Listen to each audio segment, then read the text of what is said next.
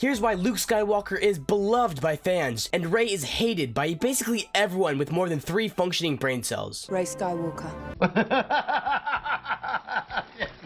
First of all, Luke is a flawed character who has many faults and shortcomings. Now, you may be thinking to yourself, but Jedward, you relentless rapscallion, wouldn't that make him a worse character? And the answer, dear viewer, is that no, it wouldn't. If a character is perfect and flawless, the audience has no real way to relate to them. A character needs shortcomings to be relatable and understandable. And believe me, Luke does have shortcomings. The Empire Strikes Back is literally a movie dedicated to Luke getting absolutely destroyed in everything he tries to do. He can't master the Force, he lacks patience and discipline, he gets lured into a trap, his best friend gets captured and taken away, and he loses his frickin' hand for crying out loud. For all of you who love to comment that Luke is as much of a Mary Sue as Rey is, you clearly have never watched episode 5, so let me clue you in. Luke does not have struggles, he is the struggle. A guy turns on Star Wars and calls Luke overpowered, and you think that of him? No.